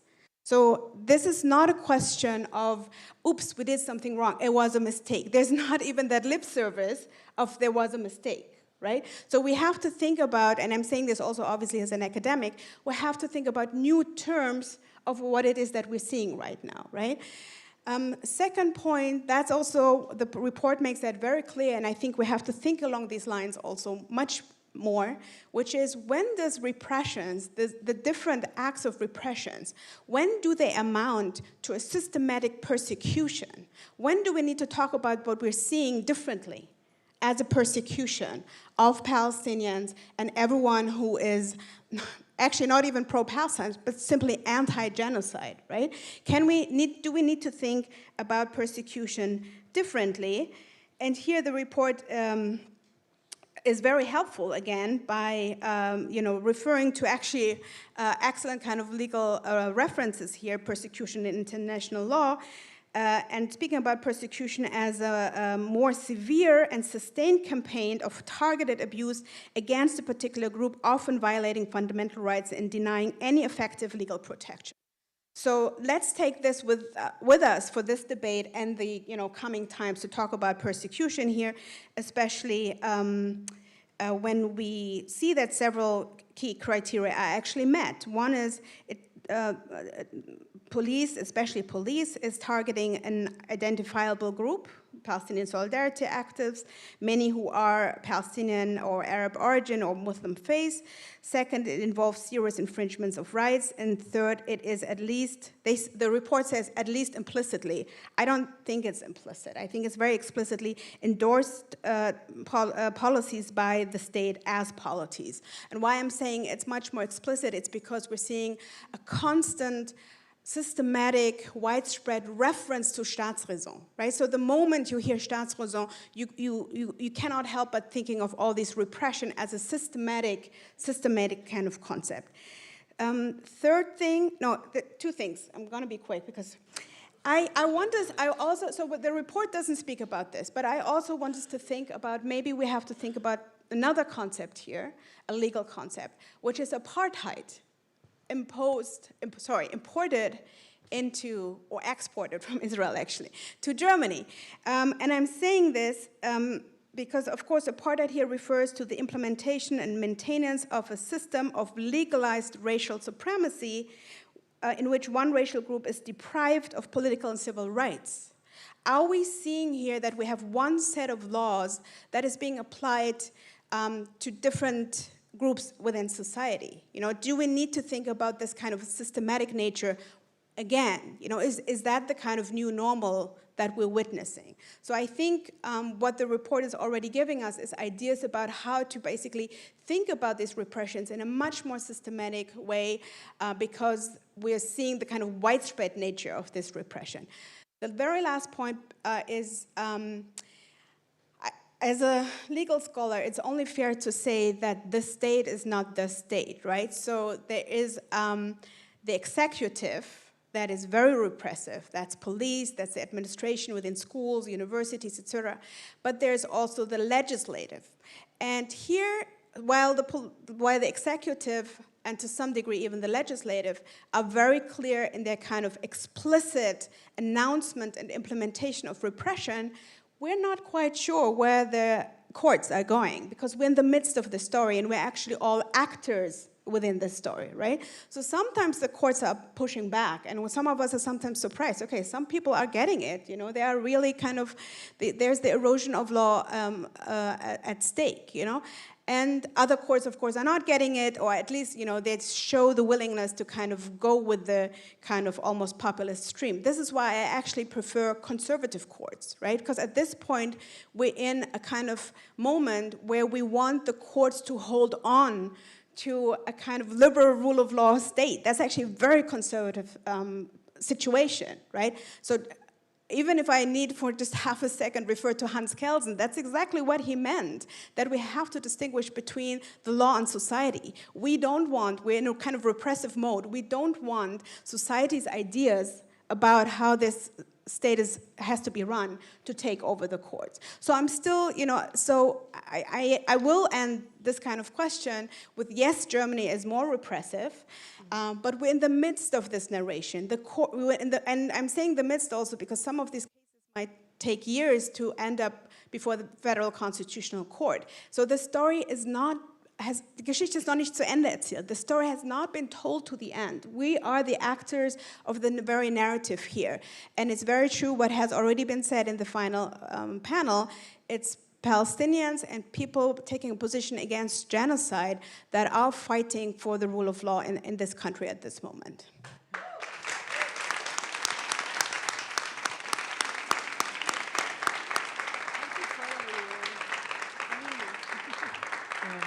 Thank you very much, Nahid, for outlining that to us as well as a legal scholar, but making it clear to all of us. So Germany is indeed not alone in adopting these repressive measures, but it has implemented some of the most extreme. I wanted to switch to you, Alex, because in your work you focus on migration law and criminal defense. Could you build on what Nahid said, specifically when it comes to border controls, visa restrictions, or deportation practices that are used to silence the Palestine movement?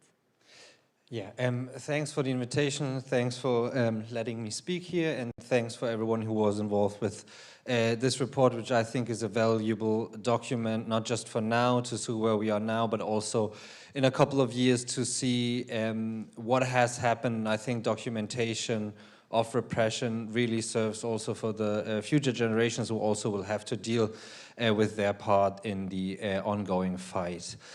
So maybe just briefly regarding the repression by criminal law, I think a lot has been said about this. So we see the mass criminalization of a movement through the normal tools that the state uses within criminal law. So speech is criminalized and actions at demonstrations are criminalized. So basically, the police tactic aims at mass criminalization by arresting a lot of people, and if you make a sudden movement or an unfortunate movement at that moment, you're charged with resisting a police officer, attacking a police officer. And so that's why we have, at this point, I don't know how many thousand criminal cases in Berlin alone. And obviously this then is connected to house raids, this is connected to people being tied up by their court dates, people have to pay fines. This is a very classical strategy by any state to stop a movement from being effective by also tying it up in this machine of repression, because it's not just intimidating people, it's also eating up the movement's resources. So I don't want to go very deep into this. I think a lot has been said about this, and I also think there's valuable information about this in the report. What I want to focus on today is the abuse of migration law in order to silence this movement. This is not a German, this is not unique in Germany. We've seen this in other places, most famously with Mahmoud Khalil in the United States, who is obviously the face of it, but several hundred students who voiced pro-Palestine sentiments were affected in one way or the other by the migration regime in the United States. And I think the abuse of migration law here in Germany has not received the attention it should have received, and then it received with the case of the Berlin Four, so the 3 EU citizens and the 1 citizen from the United States, who were supposed to be deported from Germany because of their activism, received a little of attention. But what really stays very much invisible is that the people who bear the main, or who are mainly fronted by the migration regime in Germany are people of Palestinian and Arab descent who are targeted daily by migration officers, not just in Berlin, but also in smaller towns, especially in Eastern Germany, for voicing their support for Palestine, for sharing content online, and who are threatened by deportation. And I think what we see here is the combination of several streams of repression. So there's the anti-Palestine, the anti-pro-Palestine movement logic of the German state. So people should be punished for speaking out for Palestine. But there's also the general anti-Muslim trend and the general authoritarian shift to the right that then culminates in those cases where we see all those streams of repression coming together and targeting very vulnerable people who also do not really have a big lobby group in society. There's no party in parliament who is consequently on the side of those people. There's not a big civil rights organization who's willing to take those cases up. So it's a few lawyers taking those cases, supported by grassroots movement, but that's it. And I think that's so frightening, because then this migration regime expands by new laws that we've heard about, but also by new practices, which obviously, and I think the image of the boomerang is very helpful for that, comes back to haunt everyone who doesn't hold a German passport, and it will also come to those who do have a German passport. So I think the abuse of migration law is something that is still very underreported on, but actually really highlights the dangers of the current historic moment we are living through.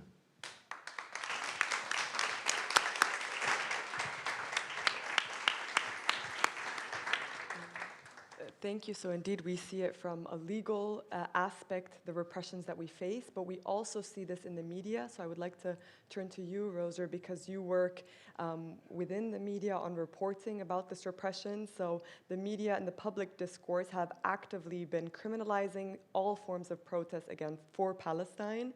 So from your perspective, how does the media coverage, specifically in Germany, compare with other countries in manufacturing consent for the ongoing genocide? Okay, comparing Germany to the other ones, okay. Well, German media is kind of shit, and they are just reporting like the pro-Palestine movement as Israel hazards and dangerous people. When they talk about genocide, they put it in brackets, like somebody say there is genocide. So I would like to compare it to Spain, because it's very different. And we are all very aware of the German media. I'm repeating here. News. So the Spanish media is a little bit different, because unlike Germany, we do have people in the parliament that from the beginning, they were calling it, I think the Monday after the 7th of October, the people of Podemos call it a prison break from the biggest open-air prison in the world. They call for a demo in that week, and Podemos and Sumar, they participated in this demo pro-Palestine, like Israel wasn't even in the question. So from there, they started talking about genocide. So all the Spanish media was forced to talk about genocide, even if they were saying like, this minister is talking about genocide, or the, how do you call it? The vice president was talking about genocide. So genocide was on the news because they were saying it. So then we have the, how do you call, the public media were forced to do it. And the public media was actually very good, because we have very good journalists, like woman journalists, I have to say. So I want to give an example, like the most watched debate is on the public one. And there is this really nice journalist, I don't remember her name, sorry about it, Sylvia something. And I was in Spain, and they were in the debate, and it was with the pager attack in Lebanon. So there was a debate, and one of the people there were praising the attack and was saying it was like some kind of James Bond kind of operation, and she stopped him. And she said, I'm not allowing anyone to defend terrorism. What they did is terrorism. People died, children died. So she got it, and she told him, like, if you keep praising terrorist attacks, you are out of my program. Yeah, that's nice. Another example of private media, I was in the news, and it was the week before the Nakba. So I was watching TV with my father, and because I was with my father, I was on Instagram. So I just saw that 30 seconds before there was a massacre. I'm sorry, I don't remember the massacre too many. But there was these images of people being burned in tents, so a tent massacre. And we were watching the news, and like 10 seconds later, it was in La Sexta. That's a private news. It was in La Sexta. And they show it, like they stop the news, they show this new massacre. They actually say how many people were reported dead. They say they didn't have the final number because it just happened. And then she, of course, went off script because it just happened. And then she just say, and I remember, like, we need to stop the genocide and the psychopath Netanyahu cabinet, like this. And I was like, what the fuck, coming from Germany? So I asked my father, ooh, is this normal? And he was like, oh yeah. So, okay. I live in the wrong country. And then I don't read the right-wing media because, I don't want to have an ulcer. But the thing that I want to say is that we did have this Spanish Revolution in 2011 and 2012. And what people were saying, one of the slogans is like, they pee on us and they tell us it's raining.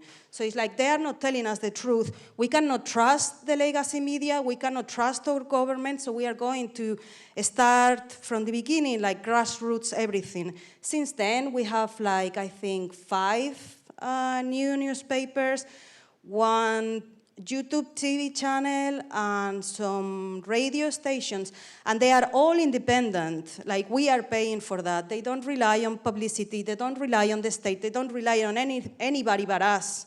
So we are getting what we are paying for. And these people, these newspapers, like I was checking today, not to lie. I was checking today, and they have a section that is Palestine. It's not Middle East, it's Palestine, with a flag. And there, I have to say, because I do write for them, they do put my German reports under Palestine, because they see Germany as a continuation of the Zionist regime, bringing their oppression and their everything here. And then I have to say that we also have a very, very good journalist, Olga Rodriguez, and because she's writing for these newspapers, she can criticize our government, because I know everybody thinks that Spain is great and our government is great. They do deals with Israel. And yesterday, when they signed in the group of The Hague that they were going to stop deals with Israel, they put very, very small, starting September. We've been hearing that for 2 years. So don't buy their bullshit. So she's always like writing all these reports about how Spain is not only dealing with Israel, but also allowing all the boats to come through our ports, and the United States to use the NATO bases in our country. So what I want to say with this is, like, I know funding is like kind of a very German thing that everybody relies on, but I really like grassroots, because then you are completely independent. You don't depend on anybody, and you pay for it, you work for it, and then you are free. So don't rely on funding.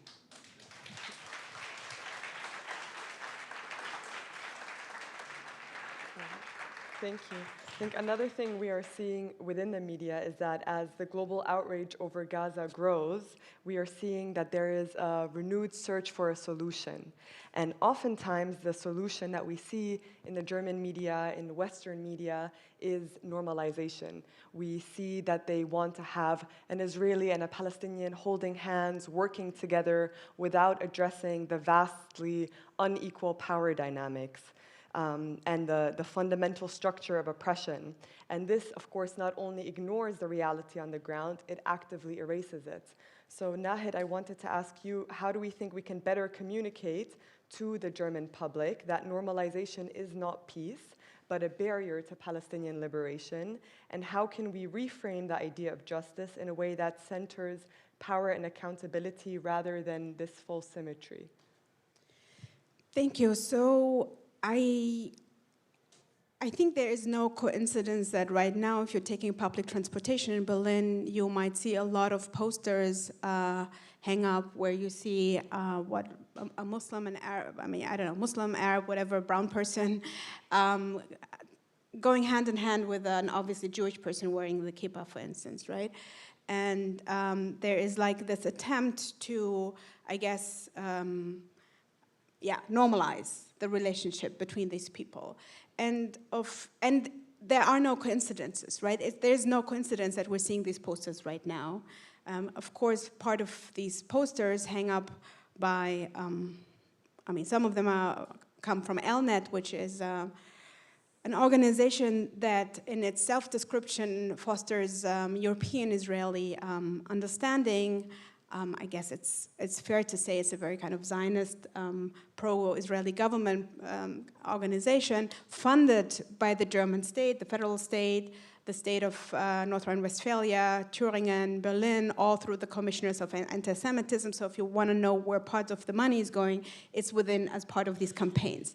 And these campaigns will actually increase. We're already seeing them now, and they will increase because normalization is there to stabilize the status quo of injustice, right? Every time you see one of these posters, ask yourself, is that stabilizing or destabilizing kind of the glossing over the injustice we've just seen? Are they trying to brush over kind of a rotten structure, both the kind of rotten structure as we're seeing it in Palestine and Israel with the genocide, and you know, it's not only the genocide, it's genocide and annexation and occupation, and you know, so the question here would always be, is what we're seeing, is this allowing for the right to self-determination of the Palestinian people, or is it an obstacle? Is it hindering it? Because I think these stories are meant to kind of humanize, but humanize in the sense they are depoliticizing, infantilizing almost, and really there to stabilize a system of kind of injustice. And what I mean here is they're trying to portray kind of a both-sidism, which we know is trying to kind of humanize stories. But going back to the very report we saw tonight, this report does not allow for both-sidism. The level of repression we're seeing undermining every single fundamental right here is not targeting both sides. Clearly not targeting both sides, right? So there was no pro-Israel protest that was banned. There was no one was criminalized for shouting things that related to the river and the sea and Israel, right? Not even showing maps of that kind, you know. So it's very important to understand that these types of normalization, again, depoliticize, infantilize, and give the kind of human story that does not allow the figure of the Palestinian in that sense, and everyone around the Palestinian, to come across as a political agent with legal rights, with the ultimate, fighting for the ultimate aim, which is the right to self-determination of the Palestinian people.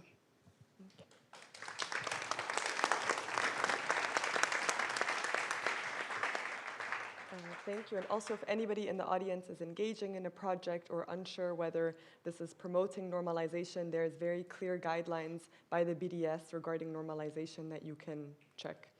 Can I just say one sentence? So just very briefly, because so the Association of Palestinian and Jewish Academics was founded actually not as a kind of exchange or dialogue enterprise, and I want to bring them up because they're actually very much based on knowing that they're very kind of the inequalities and the asymmetries that are kind of normativized and that we're seeing. And I just want to bring them up because not only they're fighting against these kind of inequalities and support self-determination and liberation, but also because we have a big conference coming up this Sunday at SPOR. So this is where I would like you to continue this kind of conversation next Sunday. I'm sorry, I should have maybe said it at the end, but I just wanted to make sure that there is, maybe this last sentence, I think there is genuine Palestinian Jewish Muslim-Jewish kind of engagement. But it always has to center the lived injustices and has to make space for these, it basically has to make space for the Palestinian prism to overcome the injustices.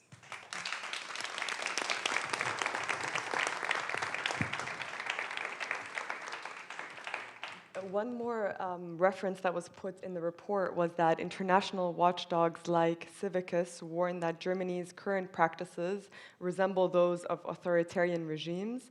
So Alex, could you explain to us a bit, in light of these realities, how can international solidarity be more effectively mobilized across borders to challenge and expose the repression faced by Palestine activists?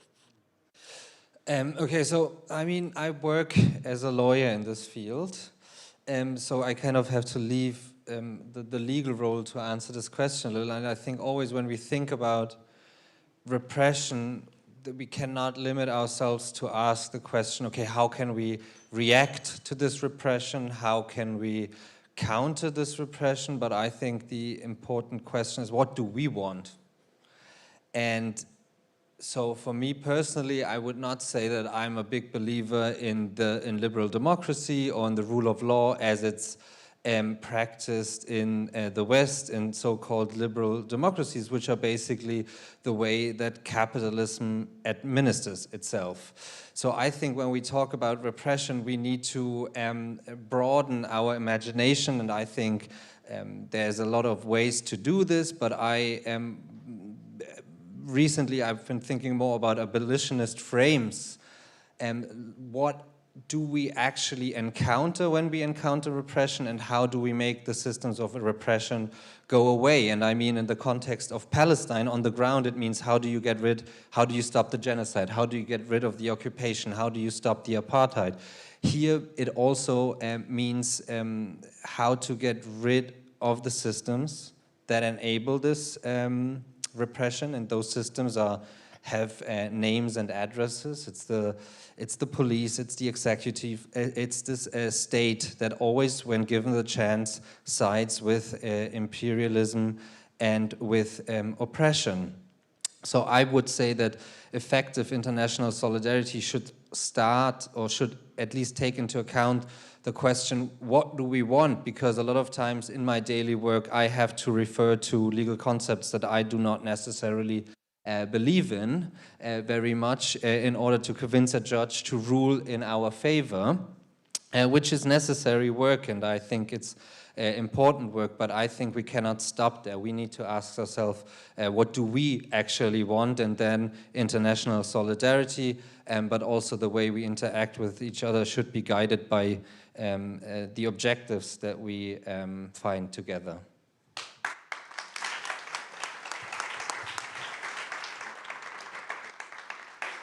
So due to time limitations, we'll open to questions from the audience. We'll only have time for 2 questions. So if you have a question, please raise your hand.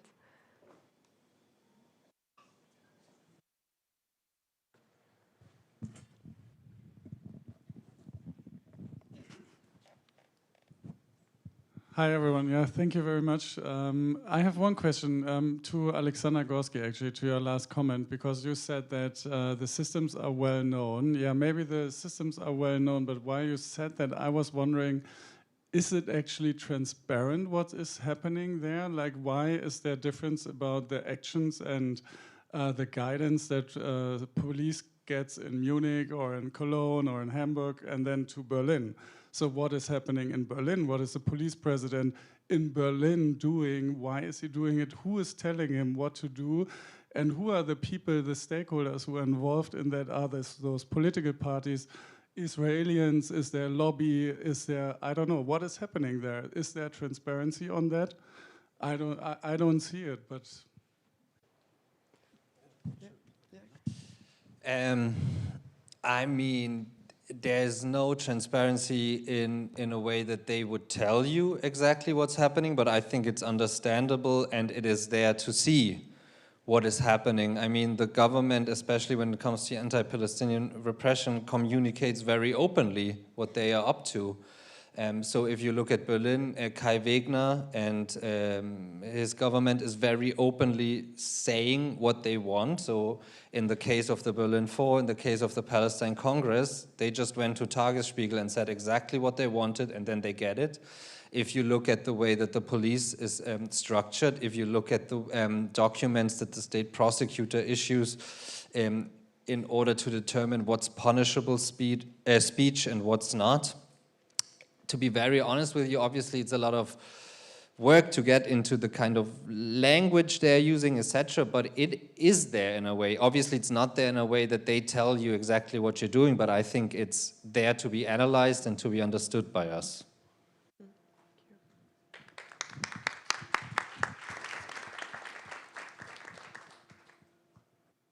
So I want to follow up on the question of normalization, and wanted to ask you how do you see, or how do you know which aim an initiative has, and how to behave in, like, I see in the context of mosques, for example, one of the imams that went to Israel and praised the government and praised Israel for the genocide in Gaza, for example, was on a protest in Berlin with someone I know very good, and I was shocked to see that those people are going to the same so-called peace protests, and at the end you see that most of these actors that talk about peace talks and religious talks between certain religions, so on, that the initiatives are guided by the state with a certain aim that is not our aim.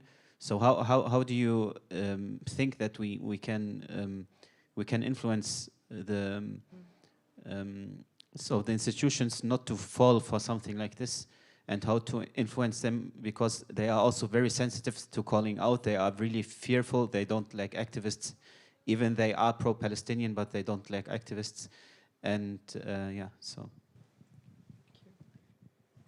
Okay, so obviously we know that individuals and collectives in this society can be very precarious and vulnerable because they have already experienced surveillance, raids, arrests, criminal charges, or fabricated criminal charges for quite some time. So we know that not everyone in this society is positioned in the same way to take up risks like others. I think that's only fair to say, right?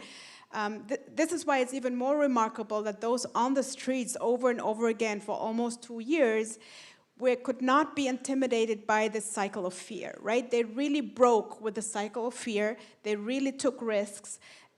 Some of them took risks even though some of their lawyers told them, listen, there's only so much I can do for you, right? So, and in that sense, so we really have to have a bigger conversations about the legal and the political, because, and I'm going to speak about this just before answering your question in detail, just because, one, the law will not solve us. It was made very clear in the last panel also that the law cannot be a moral compass. It's instrumental, and it has its place once you define your aim. If your aim is emancipation and liberation, then the law can be part of that, right? It will always also have a dark side, obviously, as we know.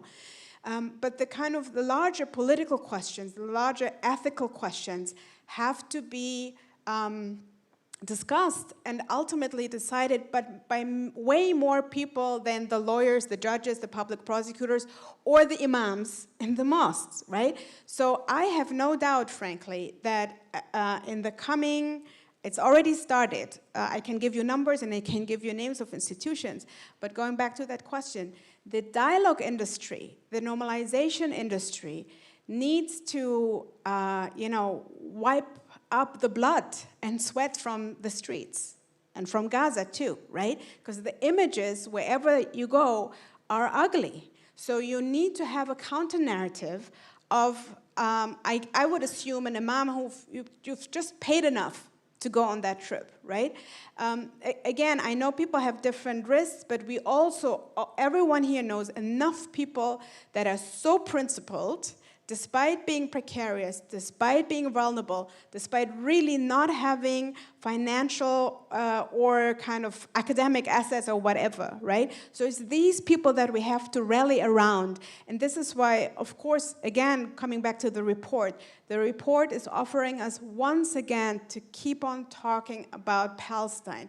Use every opportunity to talk about it, to write about it, to organize seminars, lecture series, to be on the streets, to talk about it with the kindergartens and the schools, etc. So I think, the other side might have power and money, but the Palestinian cause has strength, nevertheless. So I think that's what the report is really about.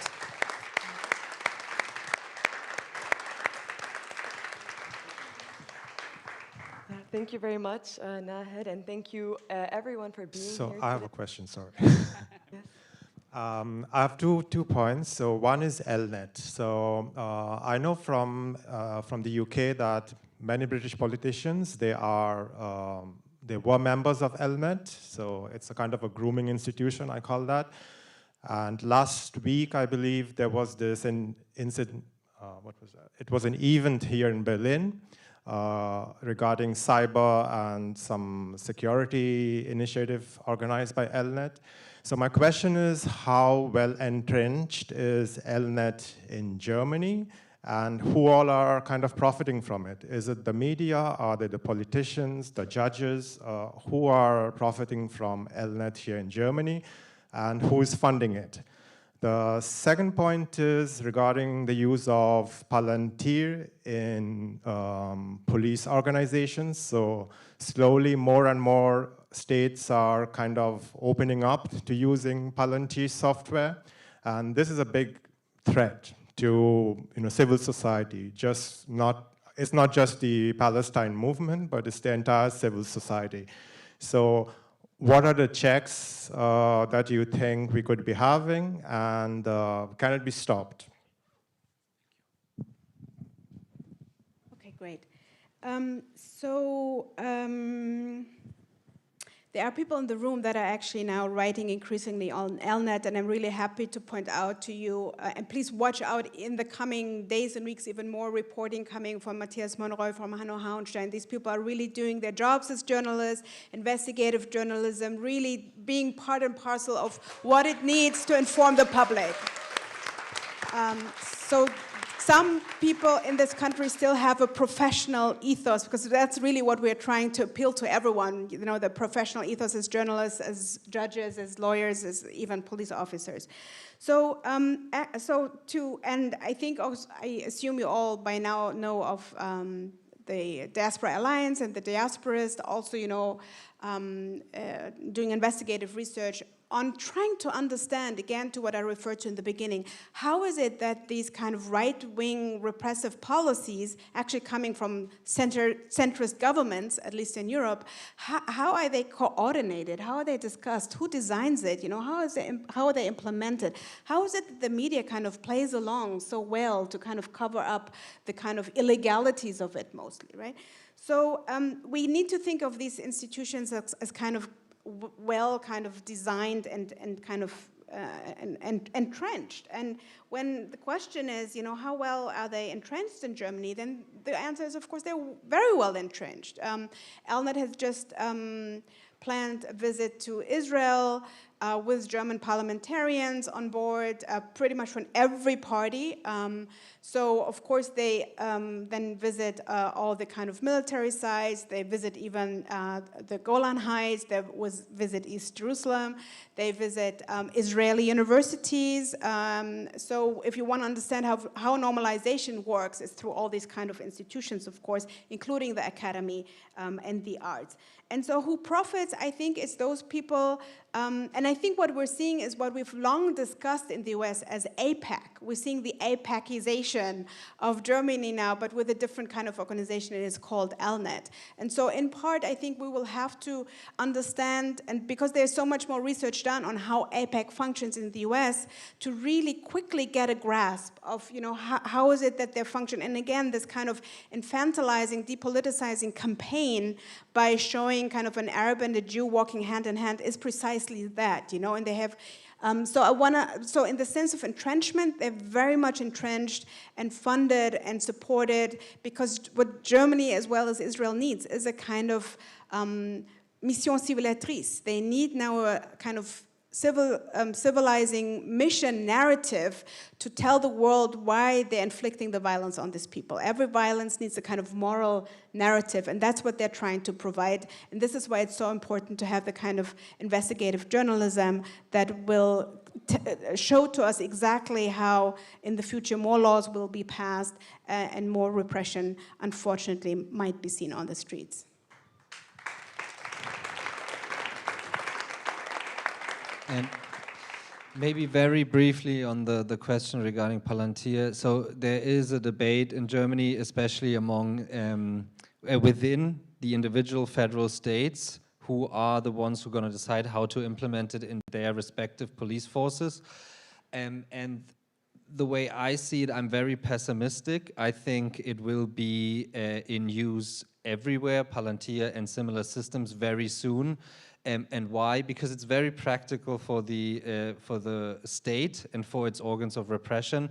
And then secondly, because there's not enough resistance against it despite the dangers. So I think just looking at Germany and just from the moment of the debate where we're at and the way that civil society behaves towards it, I think I'm rather pessimistic, and I think it will be implemented rather sooner than later.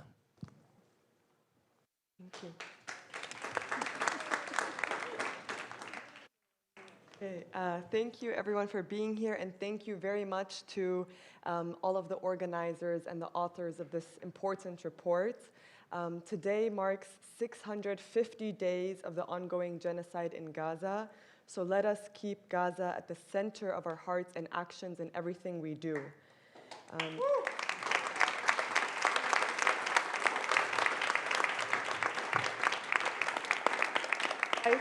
Despite the repression that we face here at home and globally, our struggle remains urgent and necessary.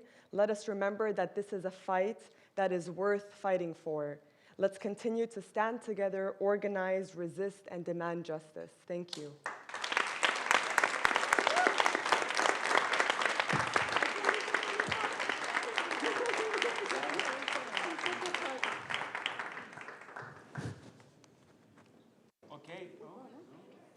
Thank you so much again for our second panelist. Let's give them a huge hand. Thank you everybody for coming.